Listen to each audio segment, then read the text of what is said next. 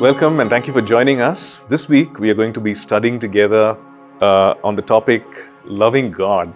And we're going to be looking at various insights on how to love God, this God who is awesome, who's all powerful, and how can we as human beings love Him. So we're going to be looking at some very practical insights on loving God.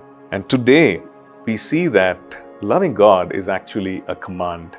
The lawyer came and asked the Lord Jesus, what is the great commandment? And the Lord Jesus responded this way. We see this in Matthew chapter 22, verses 37 to 40. The Lord Jesus said to him, "You shall love the Lord your God with all your heart, with all your soul, and with all your mind. This is the first and great commandment. And the second is like it. You shall love your neighbor as yourself. On these two commandments hang all the law and the prophets." Now, this was the Lord Jesus' response to the lawyer's question. So the first thing he says is, "You shall." So we see that it is not a suggestion from the Lord Jesus, but it's rather a command. You shall love the Lord your God. And then he goes on to qualify that command, saying, "You shall love the Lord your God in this manner."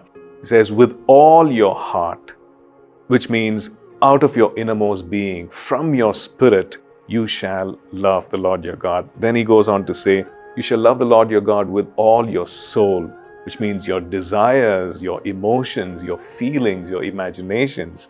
You shall love the Lord your God. And then you shall love the Lord your God with all your mind, meaning our intellect and our thinking, our understanding, and our intellectual capabilities. Mark chapter 12 also talks about loving the Lord our God with all our strength, meaning our physical abilities, our physical skills maybe, and with regard to our appetites of our body. So loving the Lord our God with all our heart, our soul, our mind, and our strength. And it's a command. And the kind of love that the Lord Jesus talks about is agape, meaning a God kind of love. A love that esteems the other person higher than oneself, a love that is unconditional, and a love that loves the other despite their faults. Now, we might ask that question, we might look at ourselves and ask that question, is it humanly possible to love God this way, without holding back and with everything within me, and with this kind of love? The answer to that is in a few other scriptures that we see. 1 John chapter 4, verses 7 and 8. This is how it reads, "Beloved, let us love one another, for love is of God. And everyone who loves is born of God and knows God." Verse 8, "He who does not love does not know God, for God is love." Verse 7 says, "For love is of God," meaning that He is the originator or the source of this kind of love. Verse 8 says, God is love.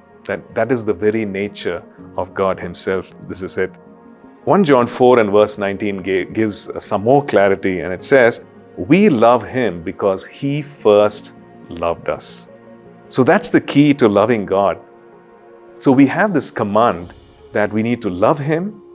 And the fact is that we are commanded to receive this love from Him, experience this love, and reciprocate this love. So the command is to receive the love of God first, experience it, and so we can then demonstrate this love. The Holy Spirit is the one who enables us and empowers us to love God.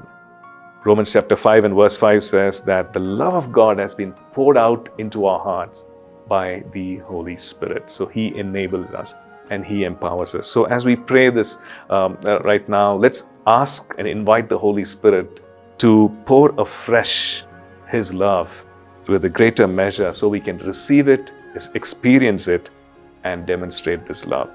Let's pray. Father, we thank You. Lord, we invite You. Holy Spirit, we invite You to come and pour afresh the love of God into our hearts. We open our hearts to receive this love.